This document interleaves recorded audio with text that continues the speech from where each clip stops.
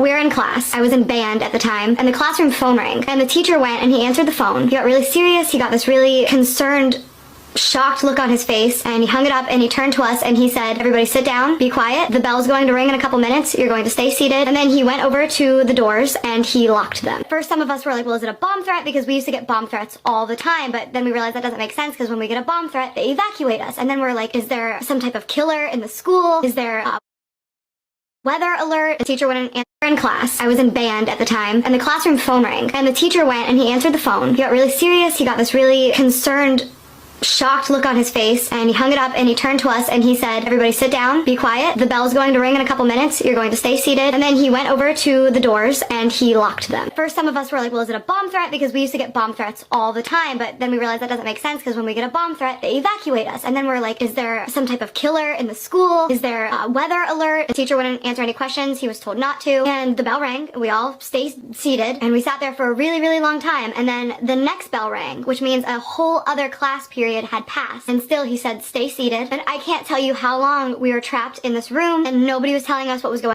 Because we had never had a situation like this, and we had practiced so many drills, if there's a bomb, we all go to the band lot. If there's a tornado, we all go to the basement. If there's a fire, we take these exits on this side.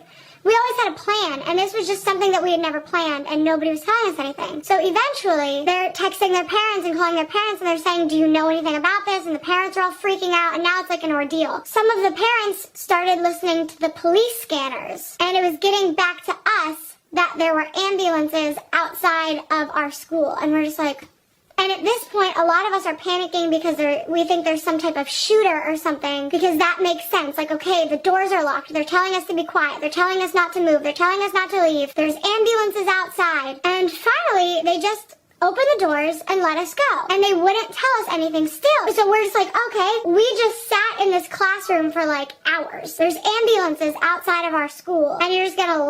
room for like hours. There's ambulances outside of our school and you're just gonna let us go to our next class? So you can probably tell by the title of this video what happened. A girl died in class during school hours. And here's the story on that. So earlier in that day, around like first, second period, somebody sold her a bunch of Oxycontins. She, during school, took all of them. She ended up going to her 7th period class at 3rd period, and she walked in and the teacher was like, "Honey, what are you doing here?" And she said, "Oh, I'm here for class." And the teacher was like, "You're not here until later, honey. It's only 3rd period." And I wasn't here for this, but supposedly when she walked away, she said to somebody else, "Oh, she's on something," or "She's drunk," or something. But it was obvious that she was on something. So she went a couple classes later and she put her head down on the desk. She was sleeping, and she was just kind of one of those students who, you know, showed up late and slept in class. Obviously didn't show a ton of interest in her amazing teacher. He was a caring teacher, but he didn't